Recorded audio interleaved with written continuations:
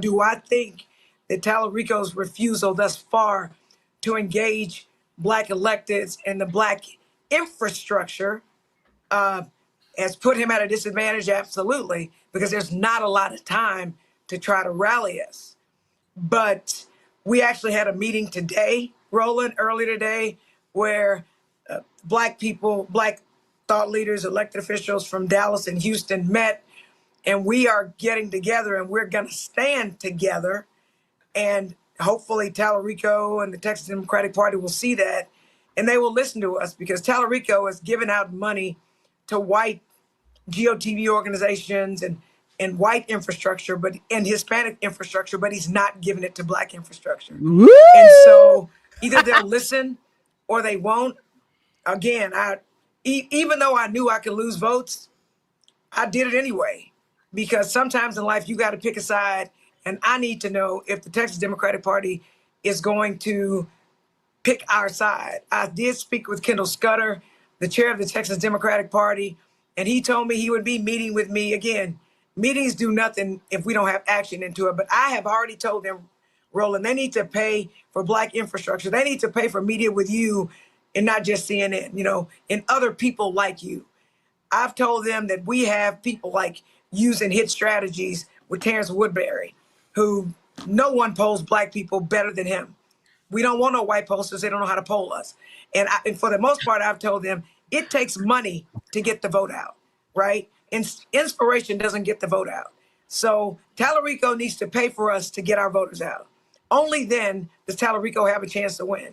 If he continues to do what he has been doing, I believe Talarico is going to lose. So we'll see. Talarico's campaign has not reached out to me, even though the most talked about speech from the Texas Democratic Convention, from what I see on social media and from what I hear, is the speech that I made, because that's the big elephant in the room. Because again, Talarico and everybody statewide and the Democratic Party has a Black problem, whether they acknowledge it or not. And inspiration is not going to get us to the polls. All right. He's got to pay to play. You got to pay to play. All right. And you heard what she said. Talarico don't give a damn about y'all. He don't give a damn about y'all Black folks in Texas. You know what he cares about? Trans. Take a look here. This is clip 9. Something that you love that's not family or friends. I love, I'm just saying this because it's on my mind, the trans children who showed up yesterday at the state capitol to advocate for their humanity. They shouldn't have to, but it was an inspiration to watch. You saw it in the anti-LGBTQ legislation, including the bill that would have denied gender-affirming health care to trans children. And then, of course, infamously, we saw it last session with the most extreme abortion ban in the country. All these ideologies stem from this Christo-fascism. We use the word movement. Privilege a lot. I think maybe a better word, at least in this conversation, is responsibility. Because I think you and I have a greater responsibility to love our enemies. So that those trans kids that show up at the Texas Capitol to just advocate for their basic humanity, so they don't have to. I can't. There it is. This is the legacy of Obama Democrats. Trans, LGBTQ, LMNOP, Latinos, they don't give a damn about y'all Blacks. So folks, that was Texas State Rep Jolanda Jones at the beginning. All right. And she's pissed. She's saying, where's the money, Talarico? Where's our money? Nicole, what are your thoughts on that exchange? Well, she ain't wrong. I mean, I hate to say it, but this is how Democrat politics plays out. Even a lot of the Democrat Central Committees, you have to pay a monthly fee in order to volunteer so that you become a part of the class of people that they consider backing when they run. It's kind of like dues, you quite literally financial dues. So Talarico wins the primary. Now he has to win in the general. This is the Senate race. This is a big deal, right? Who do you think he's going to court? The brown vote or the Black vote? Now, I've been telling you for 2 years, brown is the new Black. They're just now figuring this out. They are just now, after their convention out in Corpus Christi, they're just figuring it out that their votes don't weigh more than anybody else's votes. And yes, the party expects your organization to get out there and knock doors and get the vote out and text message and make phone calls, whether you're black, brown, pink, yellow, polka dot. The expectation is for yourself to participate. The days of you coming in and saying, here's my black card, and you're going to pay my organization $50,000 and we might knock 1,000 doors for you, are over. No more blackmail. Those days are behind them. And let me tell you, this is just the very beginning of the fallout that's going to happen across this nation in Democrat strongholds. And it is going to be epic to see. Epic to see. Shelly, what are your thoughts on that exchange? I think we need to get a whole boatload of t-shirts that say, give me my money back. Get some down there so they can wear it. Because that's basically what she's saying. Give us our money back. Pay us to go do all the things that Nicole said. And she's not joking. But I have a very important question for Miss Jones. I think that's her name. Mm-hmm. Why does she look like a cross between Austin Powers and Mr. Spock sitting on the Enterprise deck? I want to know. I just want to know how she came up with that look. I mean, I just want to know. But anyway, nevertheless, when she tells me that, I will be so honored to just understand that. But then these people they look like clowns, and basically they're saying, "Hey, pimp us out. We'll do whatever." She is basically acknowledging that, number one, their votes don't matter, and that number two, they will vote for whoever pays them the most, the highest bidder. I'm all for it. If it's capitalism, if it's private money, hey, sell yourself. I don't care. But she is not joking. They are coming out. They're telling you what they want. Give me my money back. It's not even give me my money back. It's give me a piece of the pie. This is what they're saying, because we know Democrats, they can't, if they don't do anything well, they grift. Okay. They grift well. And she understands that, as you mentioned, Nicole, this GOTV, they want this money. They want that sort of contract, I should say. They're not going to be doing much work, but they know that this money will bring them, will enrich them. All right. And the grift is the GOTV, just like all of that stuff, the whole campaign, it's all a grift. And apparently what Talarico has been doing is he has not been giving the black vote in Texas as much attention as they feel they deserve. He's been talking about trans. He's been going on all the other podcasts and the radio and all of the other, delegations or of sorts. And he has not been going on enough black Democrat Texas stuff. So when you think about that, KJ, imagine yourself a candidate, okay? And Texas has a large Latino population, very large white population, and a very large black population. I mean, it's very diverse. But black people vote for Democrats, period.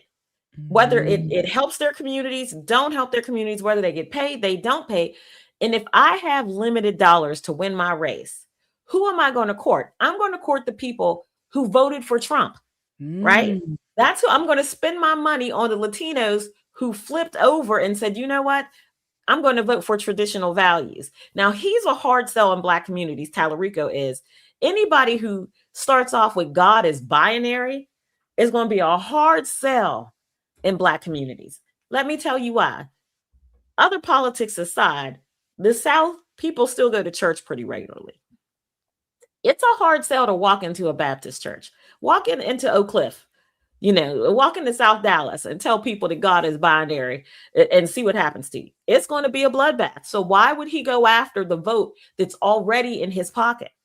Why would he do that? It makes no sense. You have limited resources. You want to come out of this election cycle with money in your campaign account because your fundraising starts the day after you're sworn in, right? So you want to come into a strong position. I wouldn't spend $1 on any of these black organizations because the black people are going to vote for the person with the D behind their name anyway.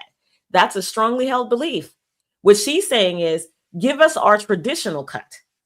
And what he's saying is, you're going to vote for me anyway. So why do I need to come see Auntie Roro, Roland Martin? I don't need to see him. Your folk going to vote for me anyway. You think they're really going to vote for a Republican? They're going to vote for me anyway. I'm not spending a dime on it. And I don't blame them. I mean, with those glasses that big, she should be able to see the future and know he's going to lose anyway. There's that. Yeah, you know what? You're right. You are absolutely right, because we know this just by Graham Plattner. All right. So even after all the scandals that have come out regarding this man, if you guys don't know, we're talking about the Democrat candidate in Maine who, had a Nazi tattoo on his chest. He's had all types of sexual assault allegations against him, and more come out by the day. And you had people of the likes of Sonny Holston on The View saying, you know what? I don't care if he's a sexual assaulter, or they're saying I would still vote for him if I was in Maine. Did you guys see that? Yes, yes. We talked about this the other day. Remember, we thought we were supposed to believe all women, except if they are coming against the Democrat. It doesn't matter. Sonny Holston is a fraud, a fake former federal prosecutor anyway. But nevertheless, these people don't give a damn about women. They don't care about blacks, because by and large, to your point, women also largely more so vote Democrat too. They happen to be mostly black women, but nevertheless, they do that. So these people, they are frauds. They don't care.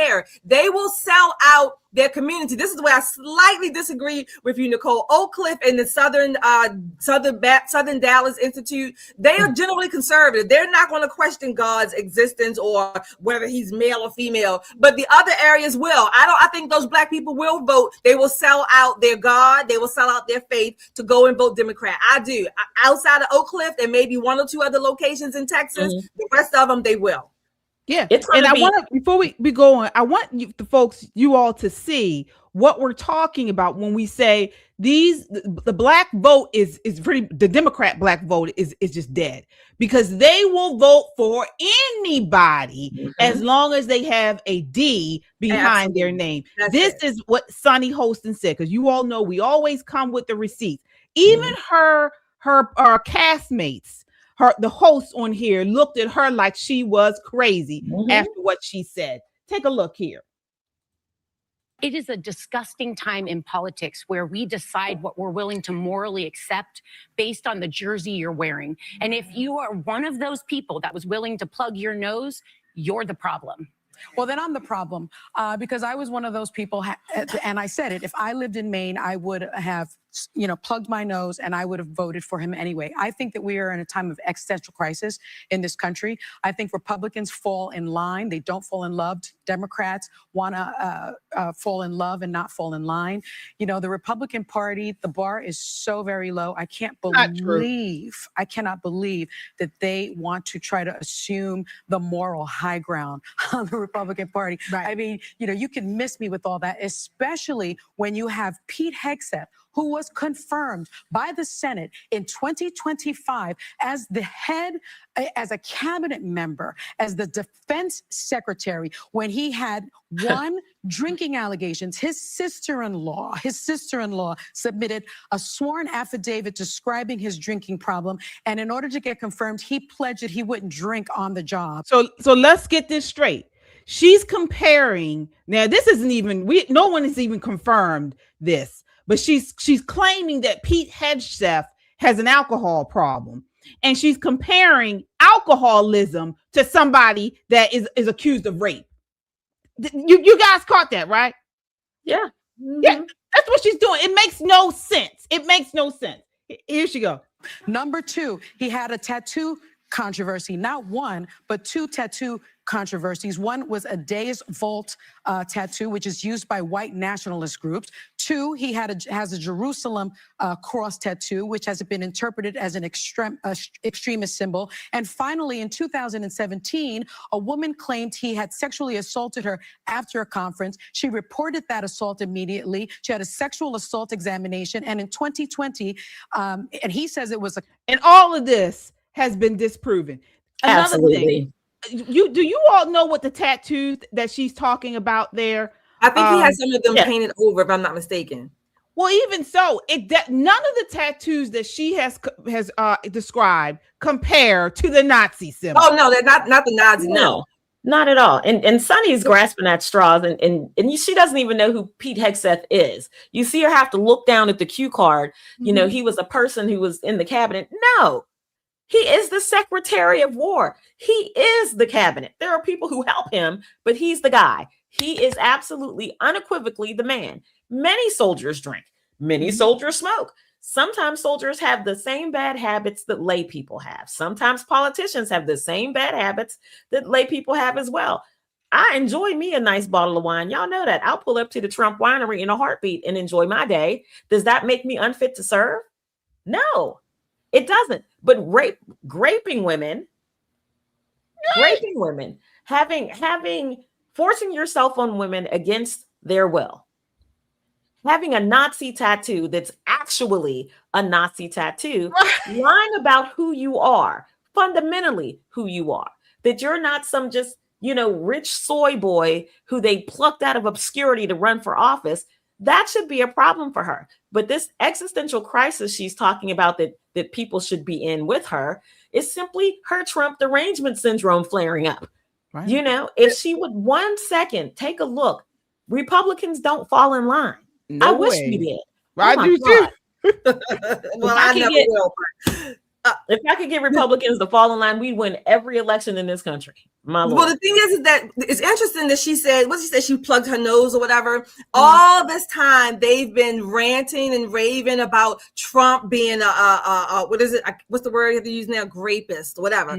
All these things they've been accusing Trump of and saying that he did, and he was civilly charged, if you will. Now she's saying that doesn't matter now because it's her side. Again, even the issues, if you want to argue the morality of them or the legality, even today they become based on D's and R's.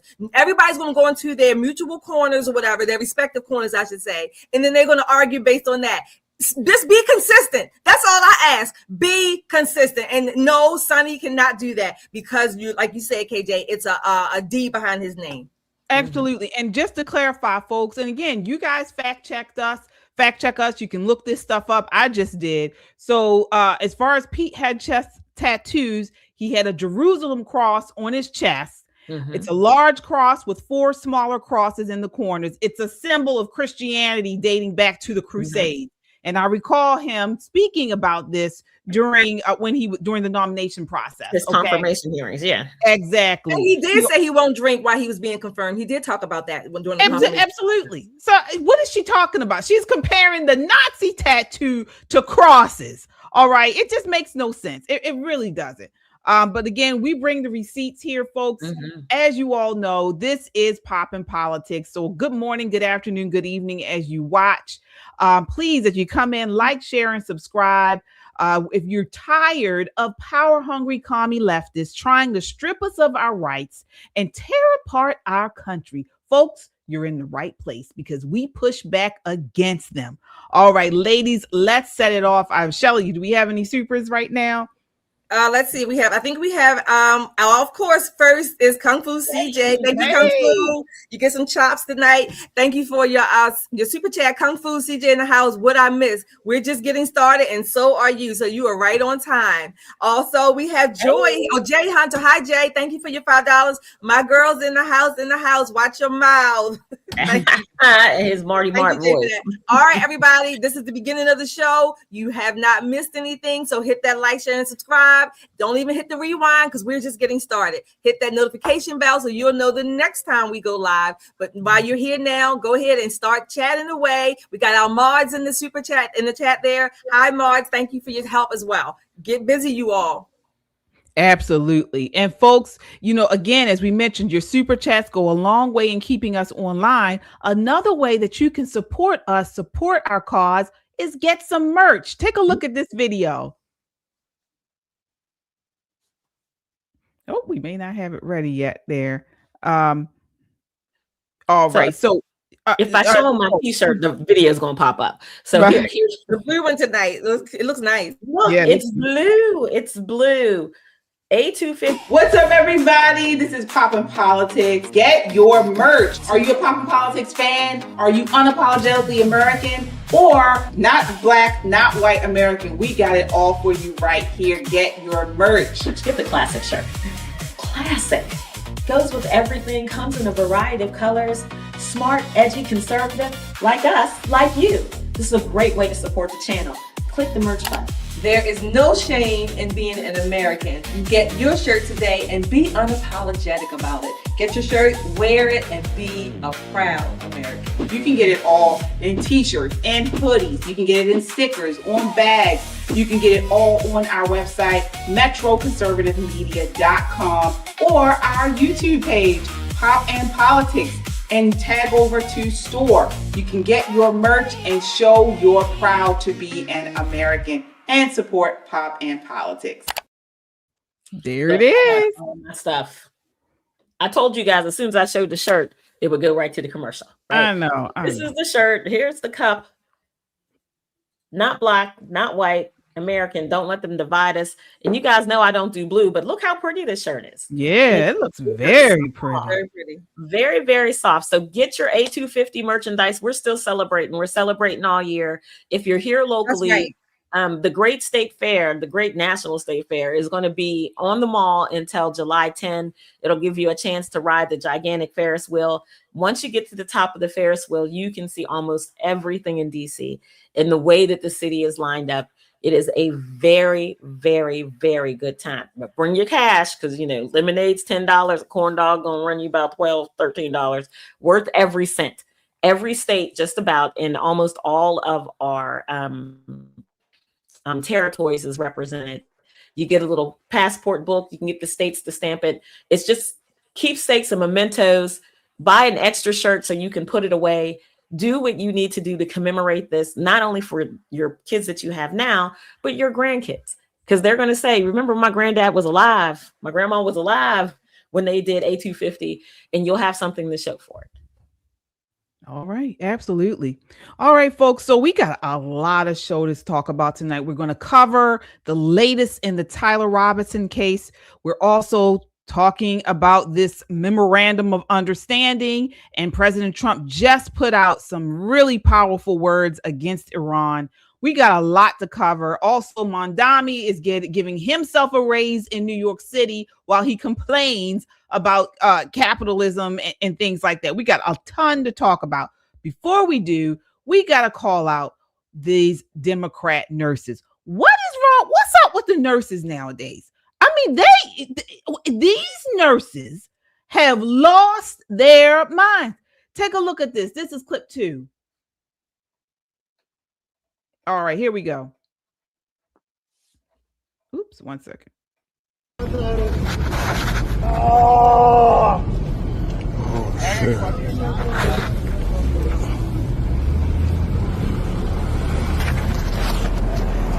Andy, federal agents just left Canal Street here in the last 30 minutes or so. They had been on this scene for about 8 hours, as we have just confirmed through an ICE spokesperson that an ICE agent opened fire and killed.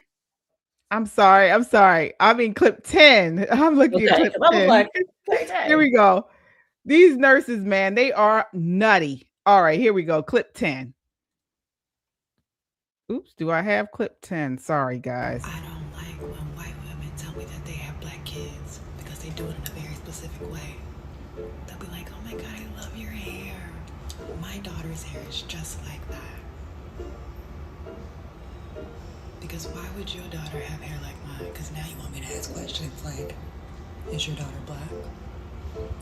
And then you want to show me pictures of these little mixed breed children. I don't give a fuck. I don't give a damn. And then they double down and they'll say weird things like, I'm so jealous of their hair. I bet you are. Or then they'll say things like, I'd kill for your hair. I bet you would. Get out my face. Okay, could you guys hear her? So basically, she was talking about saying that she's a phlebotomist. I'm gonna say she's not a nurse. I was Definitely not a nurse.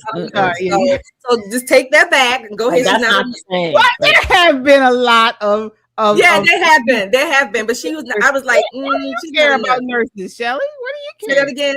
Why do you? Because I know a lot of them. I know a lot of darn good ones too. But I was like, I was trying to zoom in on her badge, number one. But I was like, no. But even without her badge, I just knew she wasn't a nurse. I can talk about her. She's a phlebotomist, right? Her demeanor, right? And she is on there, and she's she's basically said that, you know, she meets people and they compliment her. White women may compliment her on her hair and then say my daughter or my son has a similar hairstyle, and she gets annoyed by that because then that makes her think that they have black kids, and she thinks that's an issue. Did you hear what she said, Nicole? I did, but what if their kids are Jewish? Because Jewish people have curly hair. What and if they're Italian? Polish? Right. If they're Southern Italian, the kids are probably darker than you are in the summertime. I mean, it makes me crazy that she is so possessive over something that she thinks defines her blackness, when truth be told, anybody can have curly hair. You get the right products, you go see the right stylist, they can take you from Chinese straight to curly kinky in a few hours. It's not that serious. But what I found most repulsive is that she tried to make a simple compliment sound like a threat against her person, where they were like, you know, I would kill for hair like that. And she was like, oh, I bet you would. Well, she really doesn't have to kill you. She could go down the street to the beauty supply and buy your whole head and on top of hers for the low cost of $19.95. Girl, a twist out is anybody's friend. It's not indicative of your blackness, but what is the fact that you're hiding in the closet, whispering into your cell phone, trying to burn people who are trying to be kind to you. Trying to be kind to you. It's ridiculous behavior. Yeah. Yeah. Shelly, what are your thoughts? I got another question. Seriously. Is hair the epitome of black women? I mean, even back in the 60s when Angela Davis and they wore the bushes, you know, we were not this obsessed with hair. Hair didn't make them, hair complimented them, if you will, right? Mm-hmm. It was just a part of their style, you know, their fashion edge or whatever you want to call it. But I really am sick of black women being so hung up on their hair. And don't get upset when other cultures or other ethnicities only see us for the superficiality that we parade. That's it. And I mean, someone compliments you on your hair. This is like the do or die of black women. They don't think this is at least partly why other groups don't think that black women are anything more than their physicality and superficial superficial things that you see. That's all they think of us. Some people, not everybody, but some groups. I'm sick of it. It's denigrating. It's demeaning. It's ignorant. Okay. It's right up there, a little bit above illiteracy. Okay. Because I mean, they're just ignorant. This is all they think about. She's a phlebotomist. Phlebotomists have skills, okay? Medical professional. Yes, marketable skills, professional, some education, professional growth that goes along with it. And this is all they want to reduce us to, is our hair. Oh, I mean, I'm sick of it. Sick of it. That's a very good point. That's a very good point. I don't know what the obsession is over this. Now, I will say, you know, just from even olden times, you know, women and their hair have been a huge thing. You know, women and their hair. You love your hair, you know, and it's generally the thickness and the length of it, no matter the color. You know, it used to be like that back in the olden days. My mom, my grandmother, you know, they loved their hair. And now, though, it's taken on this obsession, and not particularly in this video we were talking about, but the fake hair is this obsession. It's that's the weird thing to me. I mean, I'll give it to you if you're obsessed over your natural born hair, you know, the hair that comes out of your head. You're worried about it thinning. You're worried about, you know, how it looks. Because truth be told, that has always been my thing. I'm a hair person. All my life, I've been a hair person. Okay. But your hair is not what I'm saying at the essence or at the core. That's not what makes a black woman. That complements a woman, period. Right. It complements, adds to their, again, like I said, the fashion, whatever they think, that's an addition, if you will, or a complementary fact. But today, it's literally an obsession, as if that is what the woman is, that her hair is who she is. And I'm just sick of it. It's so demeaning, and it's such a low bar. Right. Well, I mean, when you think about it, it comes across as it's the only thing they have to offer the world, right? It's the only thing they have to offer.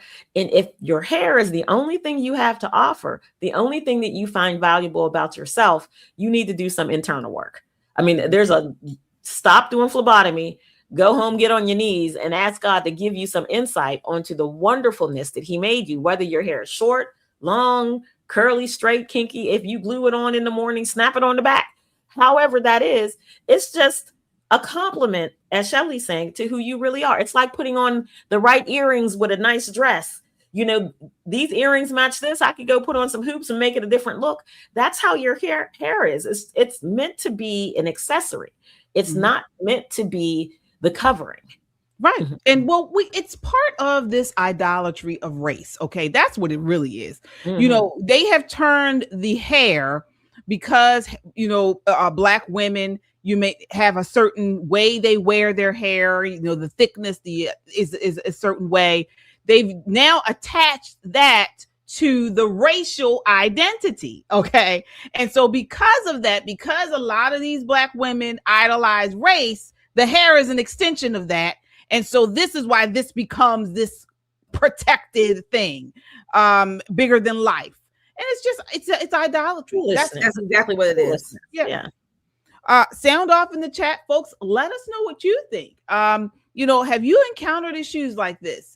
Were you, if you are someone of another ethnicity, you know, white, you know, European, and did you know that sometimes people may be feeling this way? You know, this woman, just have you been in a situation? Maybe your hair is curly and thick, but you're not of African descent, or maybe you have a child that has curly, thick hair. You may have complimented someone like that. You know, would you expect them to receive you this way? Sound off in the chat. Let us know what you think. We would love to hear it.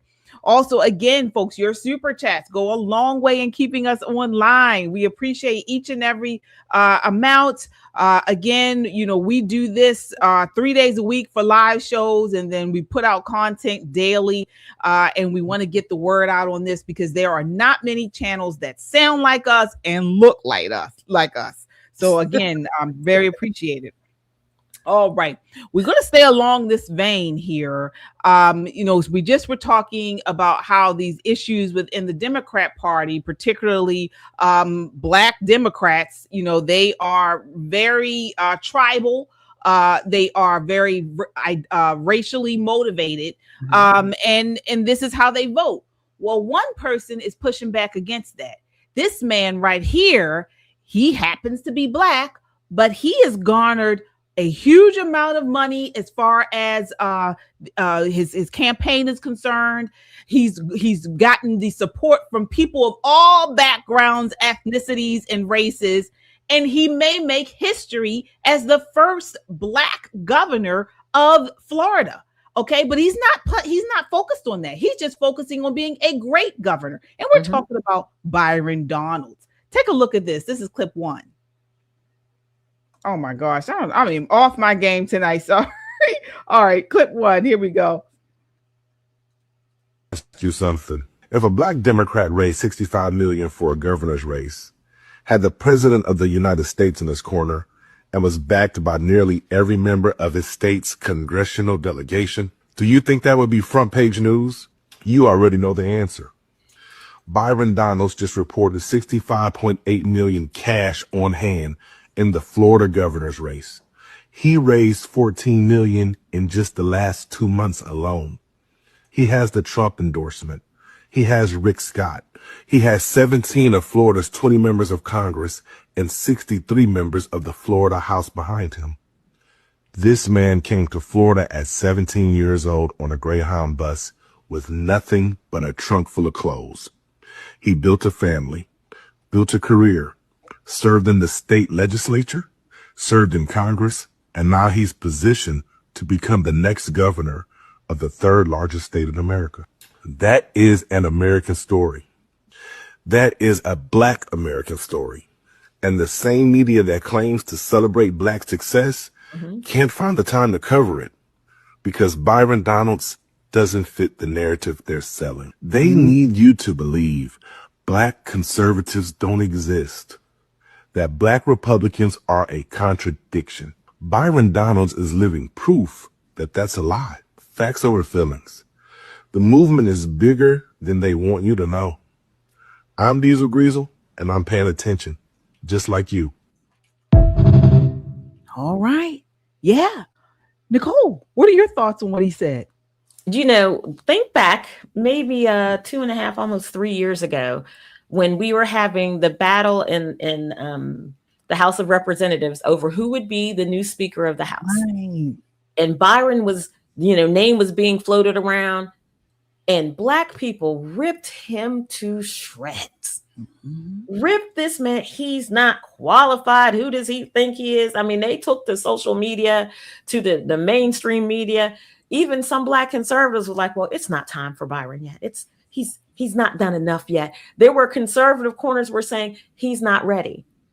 Do you know there's a certain type of person, when people do that, they wear it on their shoulders and it makes them downtrodden, and they really start to buy into the narrative that they're not good enough.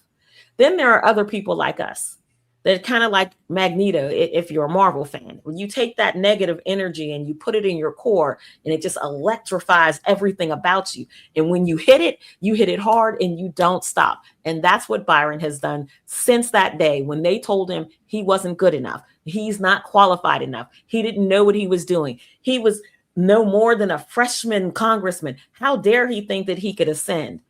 If this man hasn't showed you what he's working with, I'm going to tell you this campaign runs like a well-oiled machine. Byron is married to the right kind of woman. Erica Donalds is a whole powerhouse on her own. She could run for any seat, and I would actively work her campaign for free if she decided to.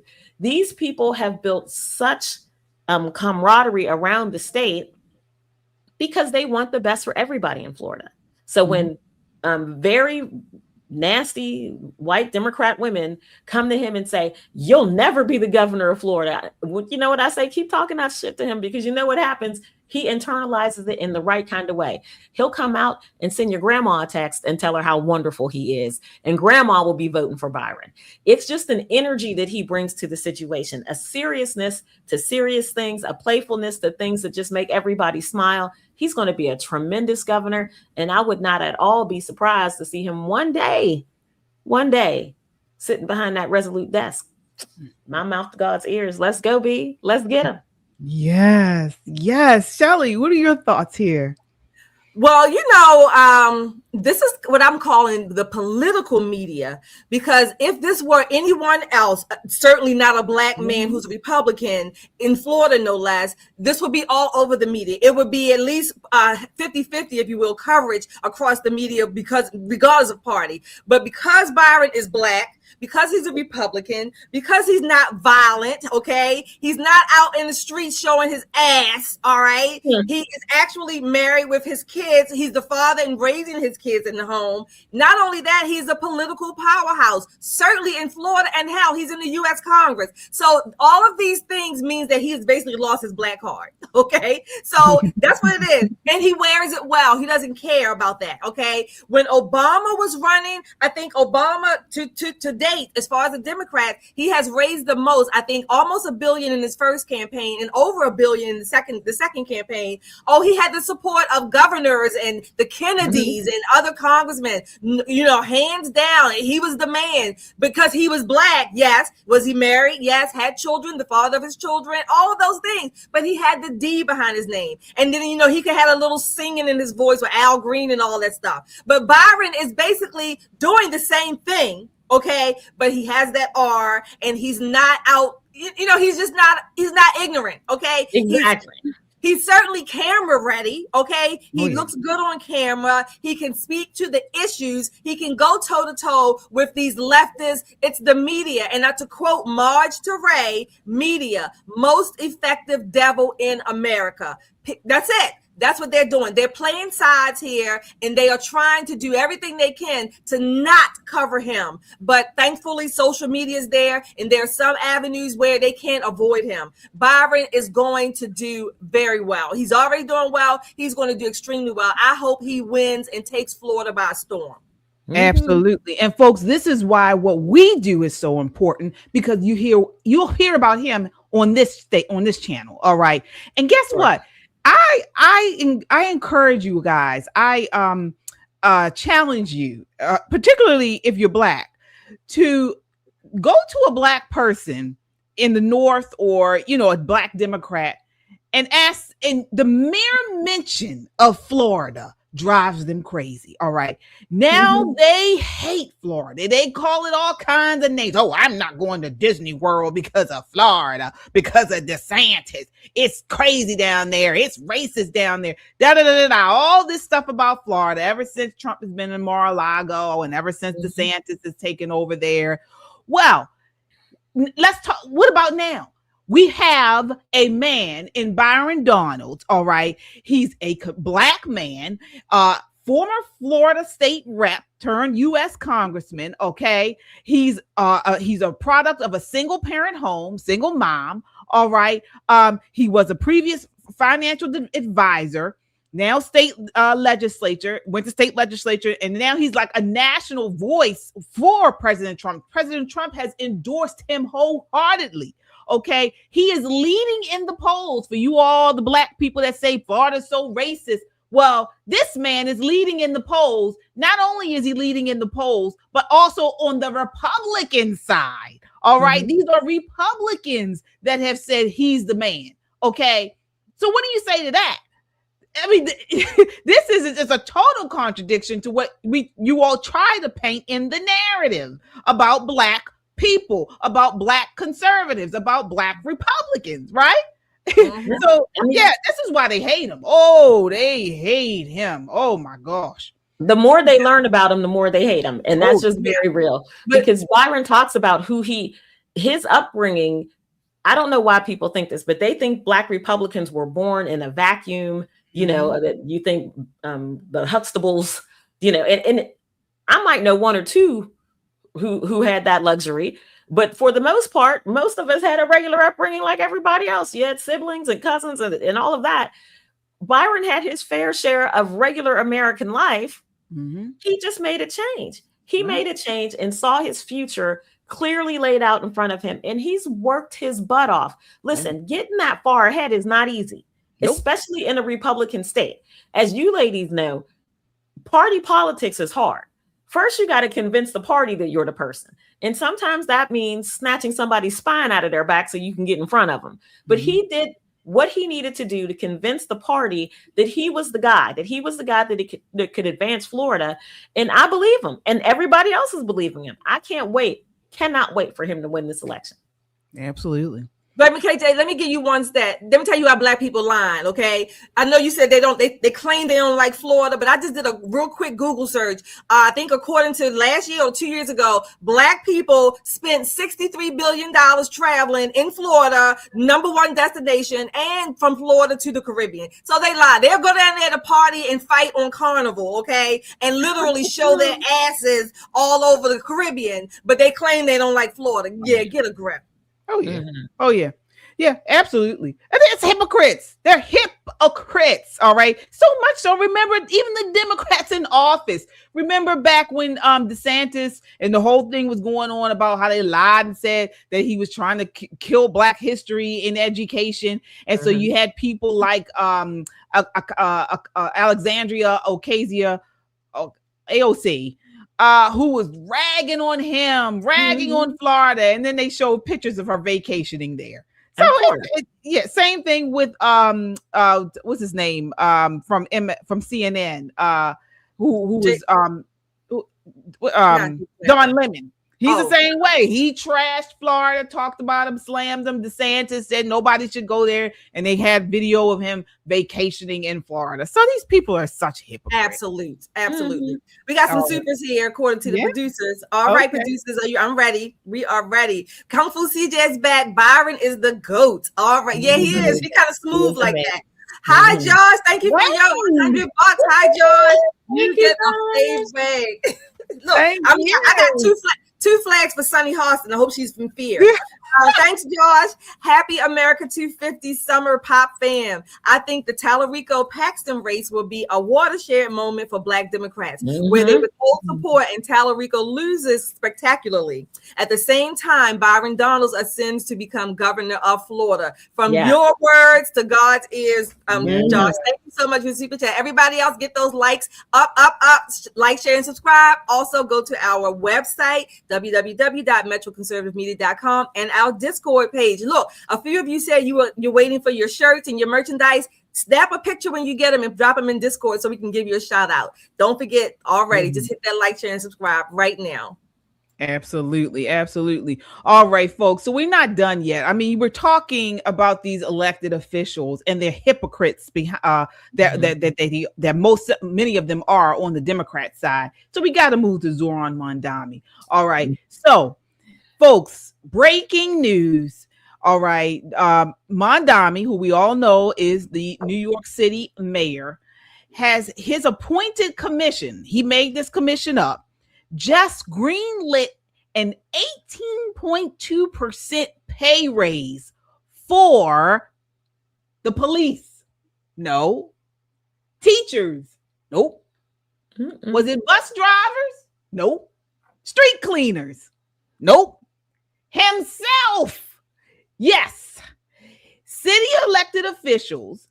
He and his city elected officials have been given the first big bump since 2016, while taxpayers foot the bill amid sky-high costs, a bloated $126 billion budget, and policies hammering working families. He has just greenlit an 18.2% pay raise for himself and his cabinet. Take a look at this image. This is image one of what's going on here. So these are salary recommendations.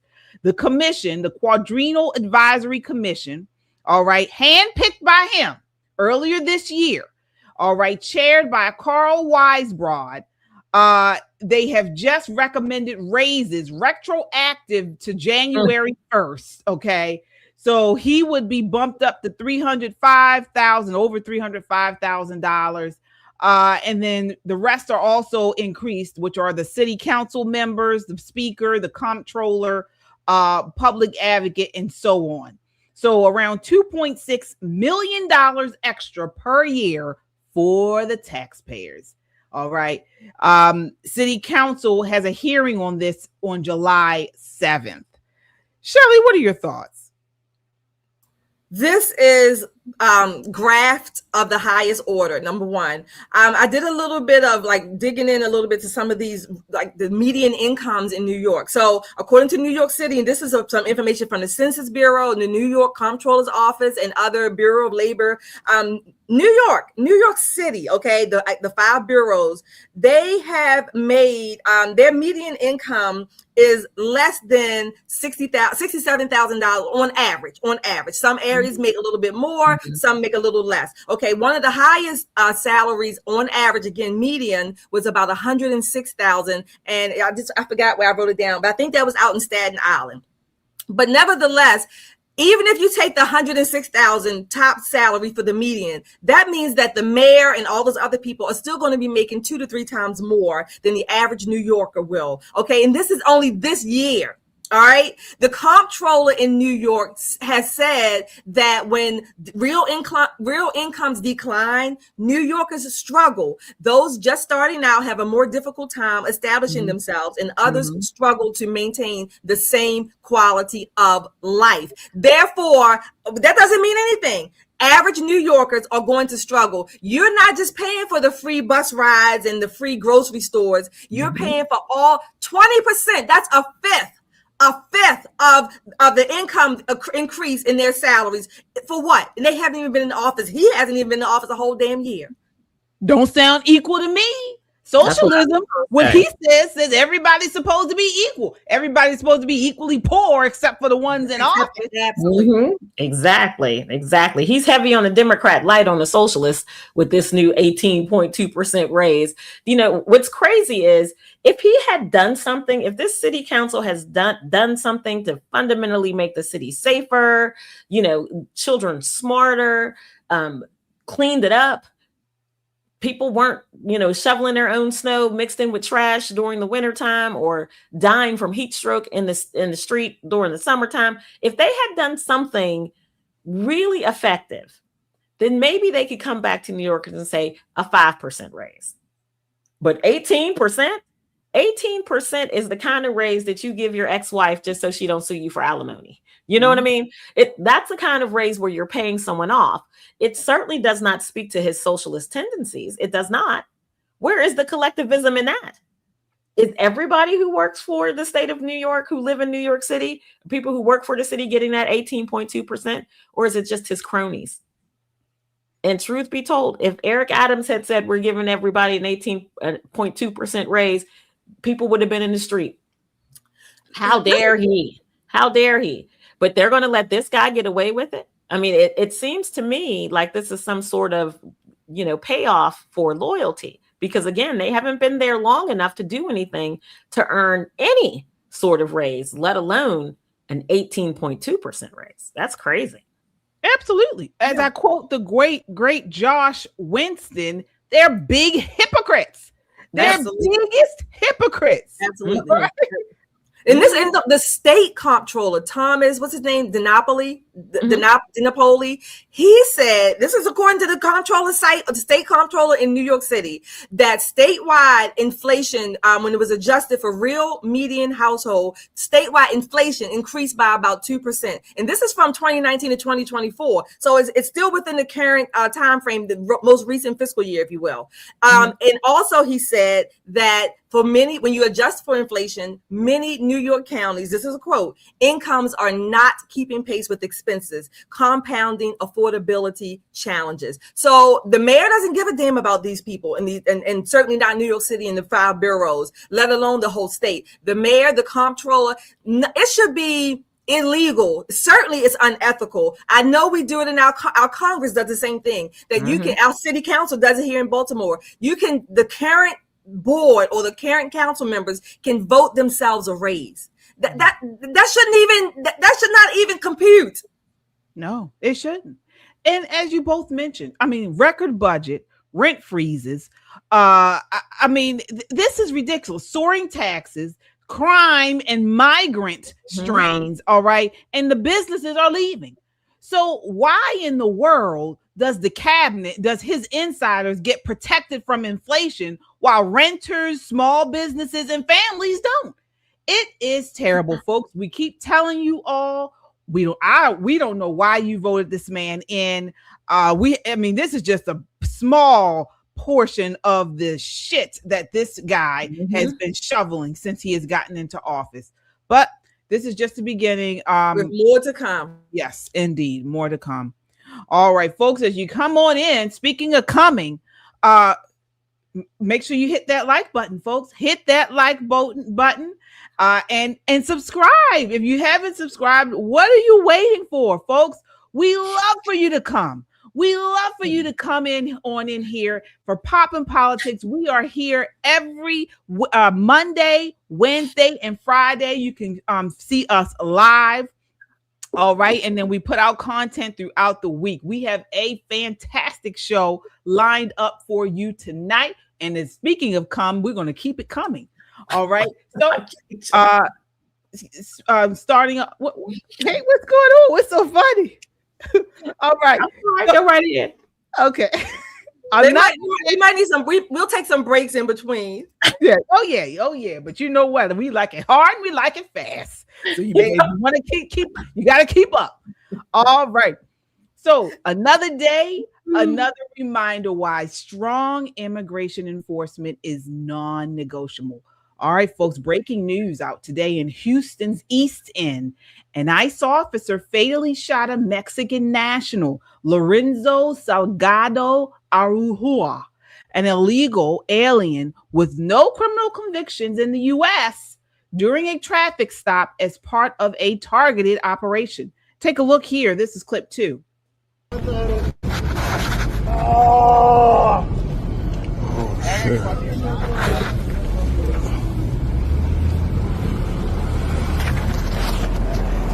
Andy, federal agents just left Canal Street here in the last 30 minutes or so. They had been on this scene for about 8 hours, as we have just confirmed through an ICE spokesperson that an ICE agent opened fire and killed a Mexican national here on this street just before 7 o'clock this morning. What ICE is telling us this afternoon is that enforcement officers were out here attempting to pull over that Mexican national. He's been identified by ICE as Lorenzo Salgado Araujo. And according to ICE, when they tried to stop him, he refused to stop. ICE says from the information that they are getting, He then used his vehicle in an attempt to ram the ICE officers who were out here. He then did not follow verbal commands according to ICE. And then that is when, according to ICE, he tried to run over the agents who were out here attempting to pull him over. ICE says that an agent then opened fire. The man, Salgado Araujo, got rushed to Ben Taub Hospital. According to the Houston Fire Department, we're told that he was taken there with CPR in progress. And then we have just learned from ICE this afternoon that he died there at the hospital. All right. He had been living here illegally in the U.S. for decades. Nicole, what are your thoughts here? You know, any loss of life is a sobering thing, whether they are supposed to be here or not be here, that kind of thing. However, this could have been easily avoidable if he had been in Mexico. He would have not encountered our federal policing agencies. You know, when you put yourself in harm's way and you think you've got away with it, and I know this is not Christian conservative, but think about it like sin. You know, you do a little sin and you don't immediately get any pushback and you think, man, I got away with it. I'm just going to keep doing this sin and nothing's ever bad going to happen to me. He got real comfortable. I mean, think about the audacity of confronting federal law enforcement in a country that you snuck into. Does that not, I mean, that doesn't seem rational, like a rational thought process, but I hope his family finds peace. And I'm sorry, quote unquote, for their loss, but our law enforcement agencies are doing what we want them to do. They're here to protect the homeland. They're here to make sure that illegal people leave. And I don't care how long you've been here. If you do not have legal status to be here, you can't stay. And you most assuredly can't attack the police. We, as citizens, can't attack the police. You most assuredly should not, as someone who's not even supposed to be here.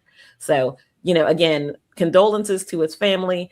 Unfortunately, he lost his life, but you won't hear me bashing ICE because of it. All right. All right. Shelly, what are your thoughts here? Let me know when I'm supposed to care. Okay. And let me tell you why. I will only care, let me say this, to Nicole's point. If ICE has done something wrong or illegal, okay, then I might have a little bit more. Let's look into this, because no, we don't want our ICE officers doing, you know, just going around being wanton renegades. We don't want that. Okay. However, if what they're saying is accurate and he tried to ram into them, well, you ram, you get dead. I mean, you know, even if he wasn't an illegal, but to me, that adds it on icing on the cake. Okay. I'm sick of illegals who's coming here running roughshod and Americans paying the price for it, literally with their lives. Okay. Granted, I don't know all the circumstances. This is what the guy kept saying, according to ICE. But if he, let me know when I'm supposed to care. I said, let me know. I'm not saying I won't care, but let me know when. At this point, I don't. Yeah. I mean, this is exactly why we need ICE out in force. You know, rounding up illegals who ignore our laws and put Americans, particularly law enforcement, at risk. Absolutely. You know, he wasn't some model citizen minding his business. He allegedly attacked a federal officer during a lawful stop. You can't do that. But you all know this just happened today. So cue the leftists. All right. They're going to spin this as brutality against a worker, you know, ignoring the illegal status. They're going to ignore that and the alleged assault. So I'm wondering if this is going to be another Minneapolis thing. I don't know. What do you think, Nicole? You think this is going to turn into some big protest and all kinds of stuff? No, I think they got a lot on their hands at this point. And let me tell you why. Because that last very vicious group of Antifa people that were tried in federal court for their crimes against our federal law enforcement got significant jail time. They didn't get like 6 months, 8 months. They have years, in some cases, decades of their life that's going to be lost as quote unquote American citizens who attacked our own law enforcement. So I think the message has been sent loud and clear that this is not going to be the summer of love 2.0, 3.0. I forget where we are with these people acting a fool. Plus, they have a lot of other things going on. At this point, Mark Wayne Mullins is arresting and detaining illegal aliens, about a clip of 2,000 of them a day, right? And when they were only doing 60 of them a day, it was all over the news. You couldn't turn on the TV without some guy getting handcuffs on them. At 2,000 a day, you don't even see it on TV because leftists have bigger fish to fry. They've got a Nazi, sexual assaulting dude running for Senate in Maine. They've got Newsom out in California acting a fool. I mean, their plates are absolutely full with American foolishness. I don't think that they can really muster up the care to get out and rally for someone who was clearly doing the wrong thing. Clearly, there's no ambiguity here. Anybody, and it's not even about his legal status. Anybody, American or not, who tries to run over a federal agent with a vehicle, you're going to see Jesus quick. It's going to come to a screeching halt because these people who protect and defend us and our way of life want to go home to their family too. They want to go home to their wives and children. So yeah, I don't think you're going to get much pushback on this.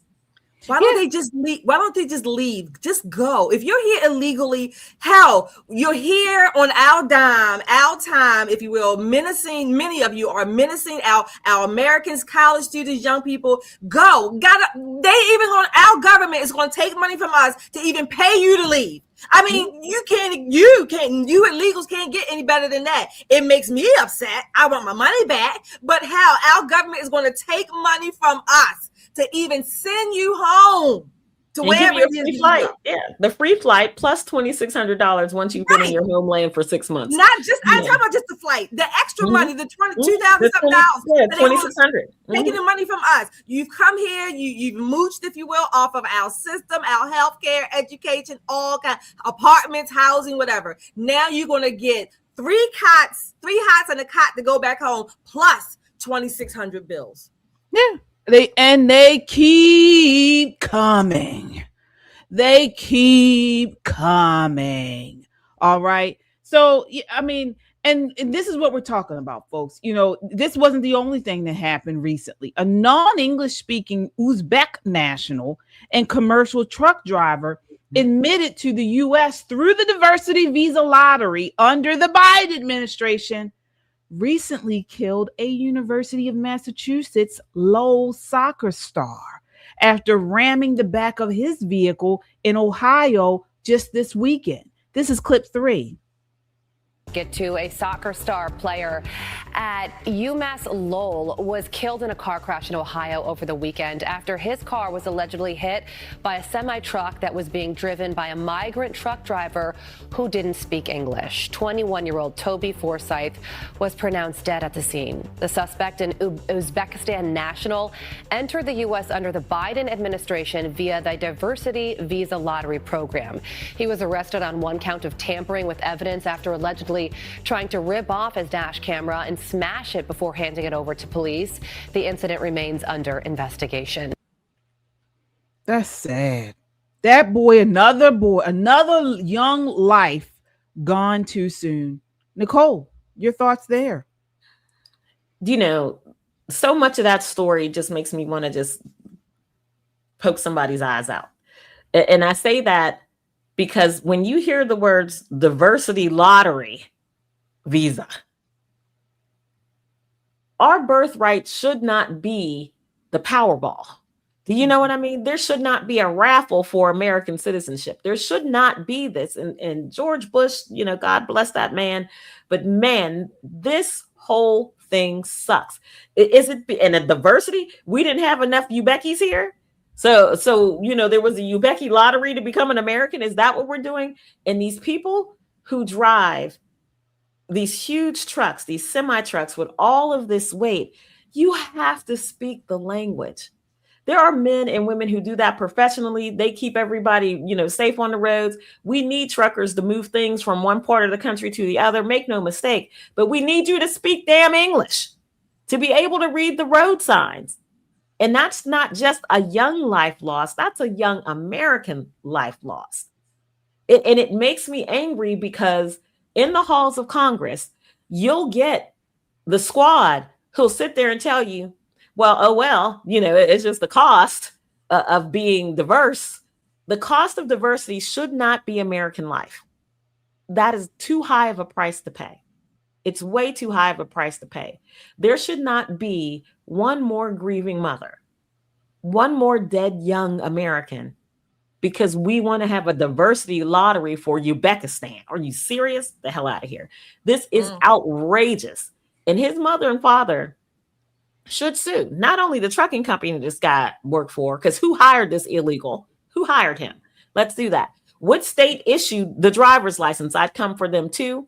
Hell, I'd slap a lawsuit on this country for birthing these dumbasses. I would just be beside myself with anger that here is this young man who really hadn't even got really started in his life yet. His life snatched away from someone who shouldn't even been here. Yeah. Yeah. Shelly, yeah. What are your thoughts? I have a few names for you, a few things. Laken Riley, Rachel Moran, Jocelyn Ingaray, Kayla Hamilton, Dakara Thompson, Sheridan Gorman, and now this young man, not to mention countless others that have been killed, slaughtered on American streets, American young people. 3 of the people I just mentioned were from Maryland. So that's just one state, okay?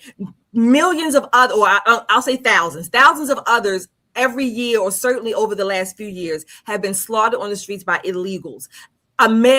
These are American lives. Why does being an American with the blessings and the benefits and the privileges that we love, that we have, I don't take them for granted. At least I try not to, but nevertheless, we are bestowed those benefits. Why does it mean that we have to be so self-deprecating, self-hating that we have to, quote unquote, just give them away to everyone else?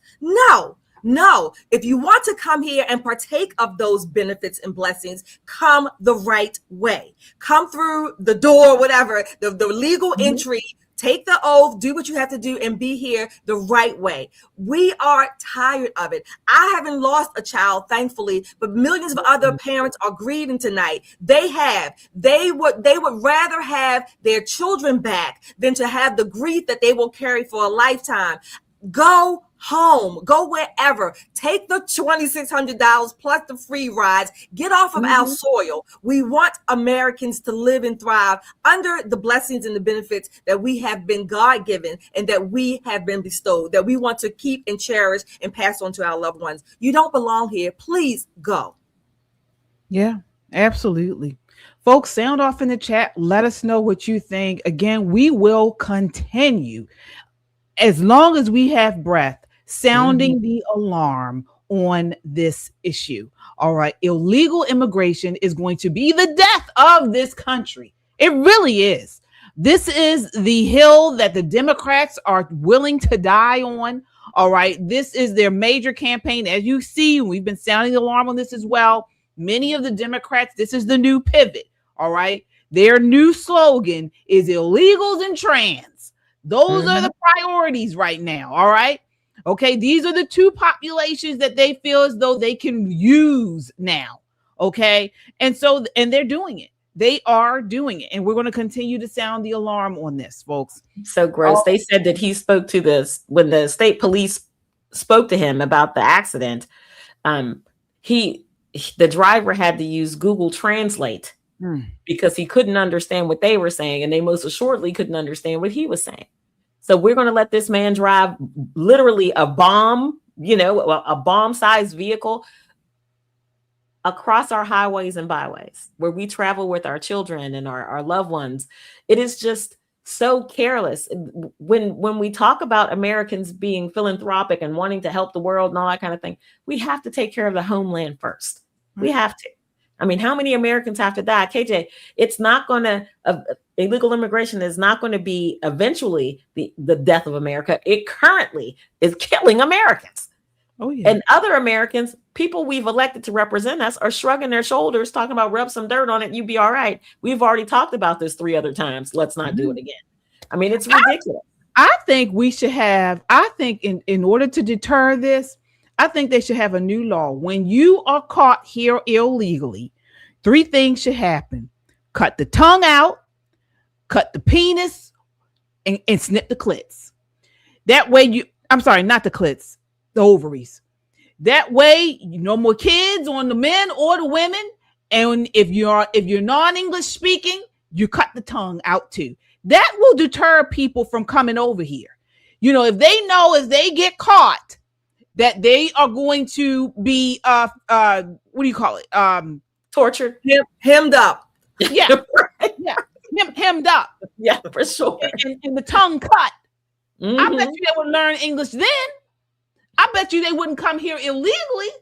We gotta start getting serious with these people, man. This is life or death, as you mentioned, Nicole. We have to start being serious about our deterrence.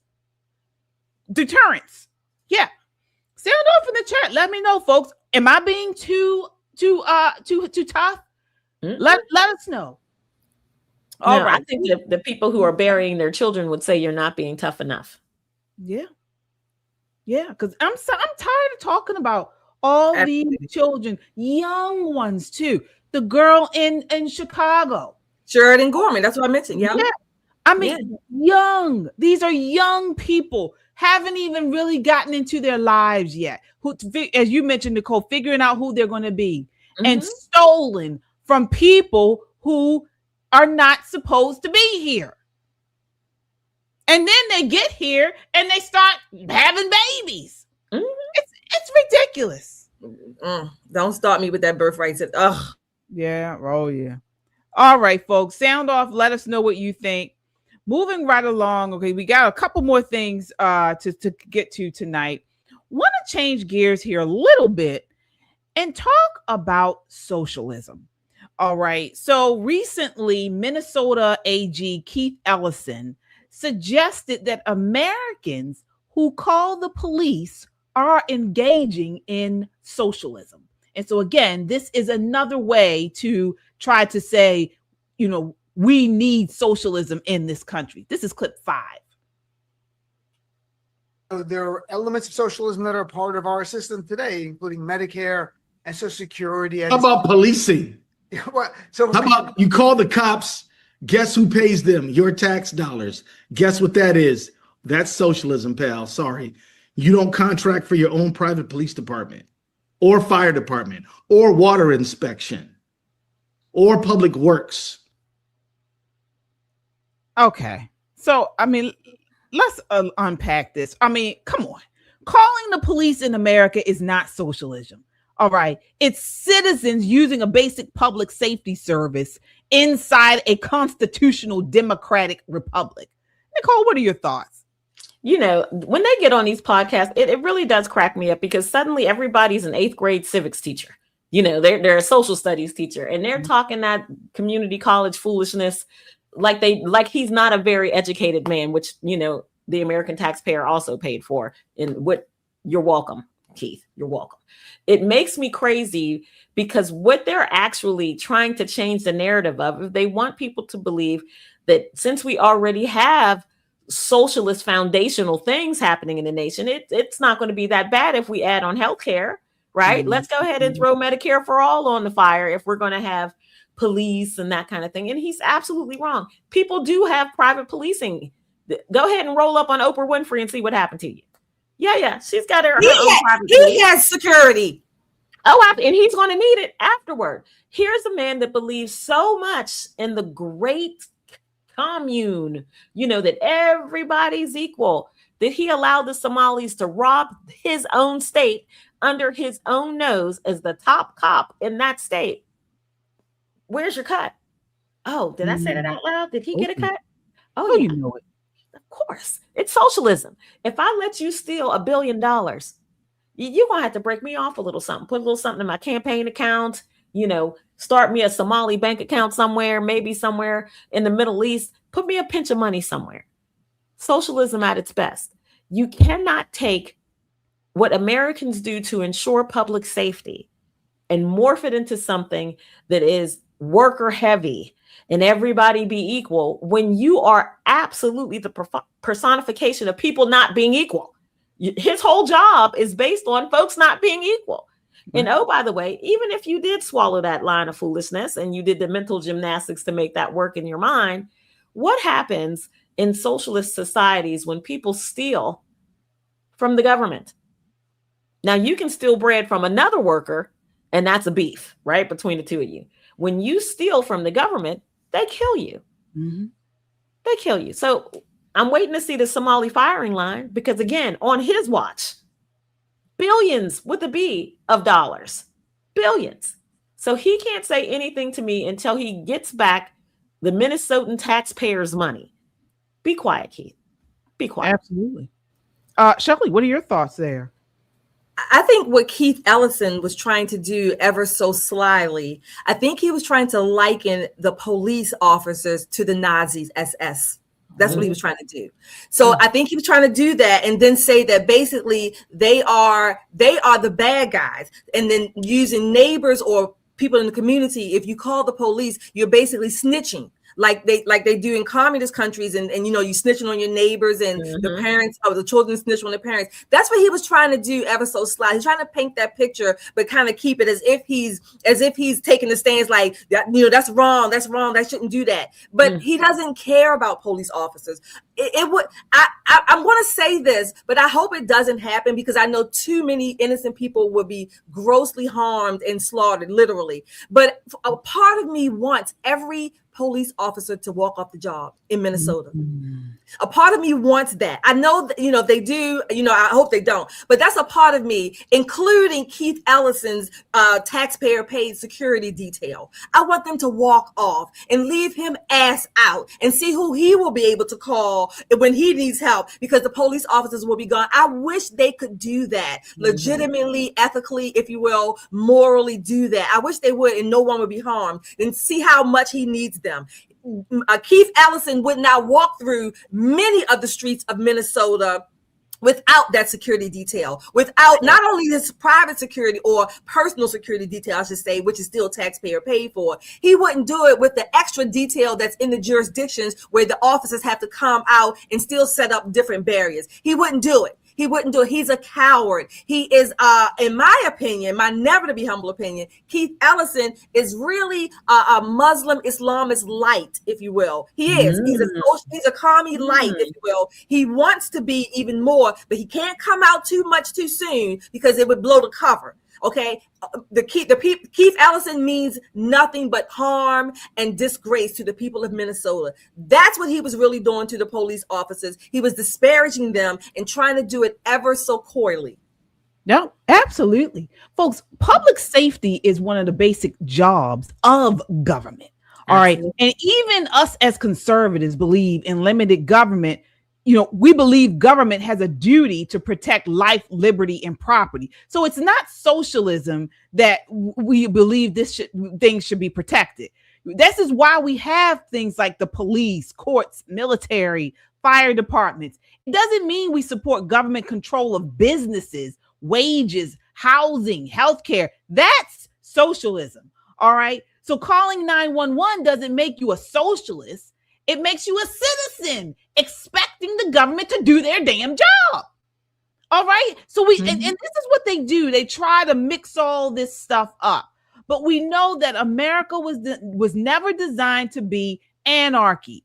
All right. The founders created a government strong enough to protect rights, but limited enough to not become tyrannical. But these Democrats, they want to ruin it all. They want to tear it all down and build a socialist trash heap that of the likes that we've never seen, or we actually have seen. We've seen that. What Keith Ellison said and what he's doing, he's actually going to get more people harmed and killed, because the black people that follow him because he's black, number one, and I think he's maybe the first black AG of Minnesota, but the black people that believe in snitches get stitches, well, they're going to get coffins. So they're going to get coffins. So that's what they're going to get. And Keith Ellison is he's sort of like the match behind it. This is what's going to happen. He's going to cause the people of Minnesota to get in their coffins too early, too soon, too many. Oh yeah. And they do it on purpose. They're trying to confuse public services with socialism because they know socialism sounds better when you hide what it actually is. All right. So this is why they do this sort of trick and confusion thing. This is why they do that. The lies, the grift, because they know that this is really what socialism really is something that most people want no parts of. All right. So, folks, we got to continue to educate ourselves, sound the alarm on this stuff. This is why we do this. Please share this video, share it in a DM, share it on your social media, in a text message to wake people up to what the Democrats are trying their damnedest to push on us, to slide in. All right. Is this socialism crap? Okay. And we gotta raise awareness on it, because what they're doing, it reminds me of somebody who a man having sex with you and pulls off the condom and you don't know that it's been pulled off. Oh, that's what socialism is. And you've been rolled by a dirty dick. All right.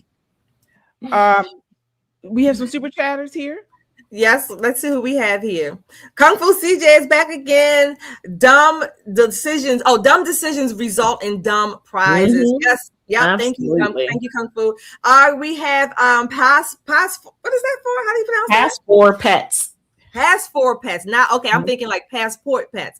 Pass for pets. Thank you for your $10. Thank you, ladies. Love you, woman. Thank you so much for that. You sound like a new person, but thank you for stopping by tonight. I've never seen your moniker there. So thank you all. Everybody out there, hit that like, share, and subscribe. We have over 300 people watching. We need you to hit that like, share, and subscribe in our house. We believe in our officers, our ICE agents, our men and women in uniform, because they are literally on the front lines. And please, Minnesota, any state, please do not take Keith Ellison seriously, okay? If a crime is being committed and you're in danger, please call 911, okay? Please do that, because somebody you love, or maybe you yourself, will be injured or harmed, and Keith Ellison is going to go on with his happy little life. Absolutely. Facts. All right, folks. Well, we got to turn the page here to a sadder news story. We're talking about the Charlie Kirk murder case. So while America mourns Charlie Kirk, because I was watching a video of him today, and it's just so sad. It is so sad what has occurred to him and his family.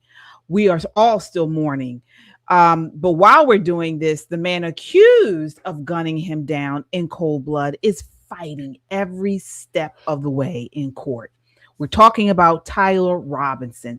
So this week, his preliminary hearing started. It's underway in Provo, Utah. And folks, there have been a ton of bombshells dropped. They got never before seen footage, and a lot of conspiracy has been cleared up. All right, take a look here. This is clip 6. The preliminary hearing for Charlie Kirk's accused assassin, Tyler Robinson, resumes today after state investigator says Robinson told his family he was involved in Kirk's murder. Watch. What was your understanding as to why he was showing up there voluntarily? He had informed, I believe, his immediate family that he had been involved in the shooting and that he wanted to turn himself in. A new surveillance video allegedly shows Robinson on campus before, during, and after the shooting. As the video played, Agent Holt testified it showed the suspect on the roof. Listen. You believe this to be Mr. Robinson? I do, yes. And how long is he out there on the edge of the building? Just until the reported shot was fired at 12:23 and 28. The individual then stands up and then moves across the building to the north. Fox News contributor and retired FBI supervisor Special Agent James Galliano and Fox News contributor and criminal defense attorney Donna Rotuna join us now. All right, I want to split this up. James, let's lean into your law enforcement background, and then we'll go to the legal analysis with Donna. So let's talk about some of the evidence presented in court yesterday, James, because it tells a story. The DNA allegedly linking Robinson to the rifle was presented in court. Ballistic evidence was presented, and then surveillance video that shows him before, during the crime, and then after the crime. The autopsy report was presented in the court, and then the former roommate and lover and partner, that handwritten confession that was left, as well as the text messages. What did we learn? All right. So let's break this down, ladies. A lot to cover here. We want to talk about some of the bombshell evidence that has come out. Before we get into it, I know you've been following this case closely, Nicole. What are your thoughts of what we've seen so far? The prosecution has a much better case than the media had reported before. I think a lot of the evidence, especially some of the things that we can't see, like the video of the actual shooting from all the different angles, the actual autopsy report, have detailed so many things that were not made public to us in the beginning. So, there are all the conspiracy theorists and, all this, he never set foot on campus. And here's a whole video of him walking across the campus. Oh, that's not him. Wait, that's his face on his body with his clothes on, walking on campus. He was never on the roof. Here's a picture of him in that same clothing on that roof.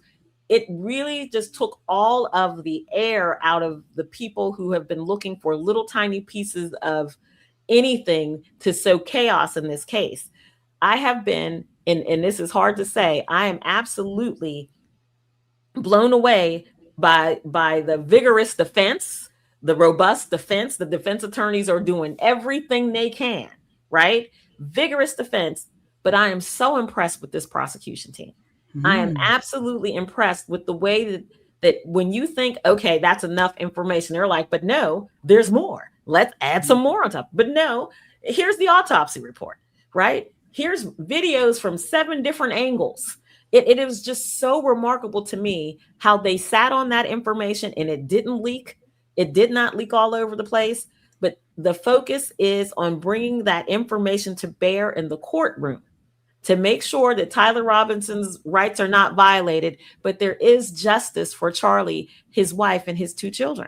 And I absolutely, again, breathtaking the way this case is playing out. No one can say that his defense team is not doing their best. I mean, they're arguing over the way the papers was clipped together. I mean, they're arguing every single point, but the prosecution is time enough for them. They've got evidence on top of evidence, receipt after receipt. This is going to be a great case. I mean, great case, not because Charlie's dead, but a great case for people who watch cases. We're going to see an epic battle between these 2 teams of attorneys. Yeah. Shelly, what are your thoughts? Before I get you in on this, want to make sure the audience understands, okay, this is a preliminary hearing. So it's not the actual trial yet. So the purpose of this is not to decide guilt or innocence, this preliminary hearing. It's basically the court's first serious evidence test. All right. So the judge is deciding whether prosecutors have enough evidence or probable cause to move the case forward to an actual trial. All right. Shelly, what are your thoughts on what we've seen so far?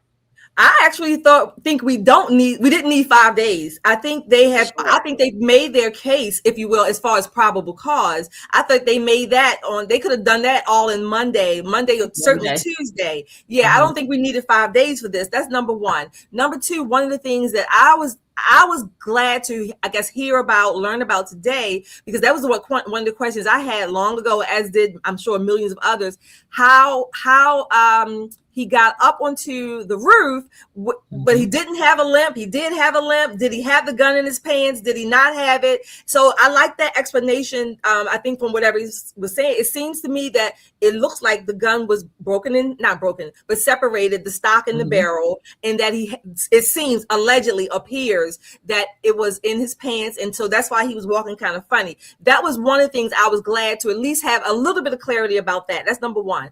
Number two, I think the judge is actually very fair. I think he is very fair. He's I don't know what I want to call it. I'll say admonishing. He's admonishing the prosecution and he's admonishing the defense. And I don't think he's not coming across as one side or the other. And I think that's very important. The challenge that I have, which is kind of just, I wish the judge would allow for the cameras to have a wider angle. Right there, I appreciate that this is just a preliminary hearing, and I think he's being, he's moderating himself, the judge, as far as incrementally releasing information, because he doesn't want things to get too far ahead of the process. I get that. So hopefully, in the actual trial, we will have more camera angles and we will be able to see a little bit better the witnesses up close, maybe again getting a feel for their body language, things like that. Just having that little bit more detail to me was going to be much more much helpful.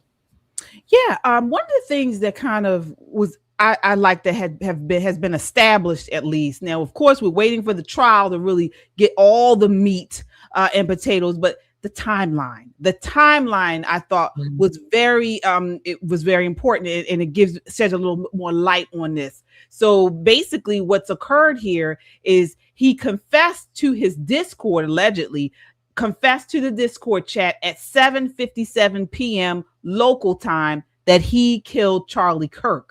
All right. And then he would turn himself in to the Washington County Police at 9 p.m. Mountain Time. All right. So that's a full hour prior to turning himself in that Tyler Robinson confessed to the Discord chat. All right. And so then he was then formally arrested hours after he turned himself in, which appears to be as late as 4 a.m. local time. We have a video here of this, again, is newly released surveillance video showing him turning himself in after allegedly assassinating Charlie Kirk. All right. Take a look here.